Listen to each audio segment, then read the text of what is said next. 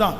இப்போ இந்த ரெஸ்ட் மொட்டை மாடிக்கு போக பண்ணி மொட்டை மாடியில் ஒரு காட்சியை பார்த்து அங்கே அந்த பிள்ளை மேலே ஒரு ஆசை வச்சு வீட்டுக்கு வர சொல்லி அந்த பிள்ளை ஒரு தப்புக்கு போய் அதற்கு பிறகு இந்த தவறை மறைக்கிறதற்காக நேர யார்கிட்ட போறாங்க அப்படின்னா தன்னுடைய அந்த பிள்ளையினுடைய கணவனார் உரியா என்கிற ஒரு நல்ல சேவகன், அந்த சேவகனை வீட்டுக்கு கூப்பிட்டு அந்த சேவகனுக்கு தண்ணி நிறைய போதை வாங்கி கொடுத்து அவனை அப்படியும் கரெக்ட் பண்ண முடியாம அவனுடைய கையில ஒரு லெட்டர் எழுதி கொடுத்து யுத்தத்தில் அவனை முன்னாடி நிக்க வச்சு கடைசியில ஒரு ரெஸ்ட் அவனை எங்க கொண்டு போய் விட்டுச்சு அப்படின்னா கொலகாரனா மாத்திருச்சு.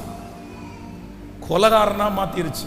இன்னைக்கு இந்த சுத்திகரிப்பு ஜெபத்திலே இந்த சத்தத்தை கேட்கிற ஒவ்வொரு ஆண்டவருடைய பிள்ளையும், மகளே ஆரம்பத்தில் கிள்ளிரு, மகனே ஆரம்பத்தில் கிள்ளிரு, நீ வளர்த்தாத, நான் இப்போ விட்டுருவேன், அடுத்த வருஷம் விட்டுருவேன், அடுத்த மாசம் விட்டுருவேன், ஒரு 2 இயர்ஸ் அங்க இருக்கிற வரைக்கும் தான். அப்படி சொல்லாத.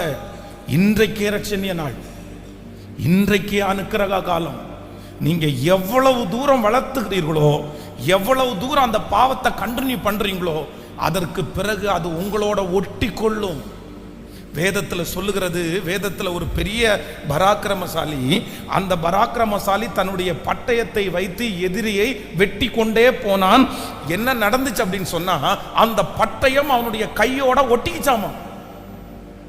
அதுக்கப்புறம் அவன் பட்டயத்தையும் அவனையும் பிரிக்க முடியல. சில நேரத்திலே பாவத்தையும் உங்களையும் பிரிக்கவே முடியாத ஒரு சூழ்நிலைக்குள்ள கடந்து போவோம். அதனாலதான் ஆரம்பிக்கவே வேண்டாம், துவங்கவே வேண்டாம். நீங்க துவங்காதீங்க.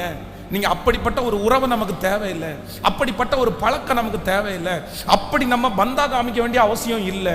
இல்லை, ஒன் டைம் தான், நீ ஒரு டேஸ்ட் பண்ணிரு, இந்த ஒரு டைம்ல நீ விட்டுருவ, இதெல்லாம் ஒன்றும் பெரிய விஷயம் இல்லை, இது அடிமைத்தனம் இல்லை, ஜஸ்ட் எல்லாத்தையும் டேஸ்ட் பார்க்கணும்ல இப்படின்னு யாராவது ஒருத்தர் சொன்னால், கர்த்தருடைய பிள்ளைகள் ஒன்று நினைத்துக் கொள்ளுங்கள், அது தேவனால் வருகிற வார்த்தை அல்ல, அது சத்துருவினால் வருகிற வார்த்தை.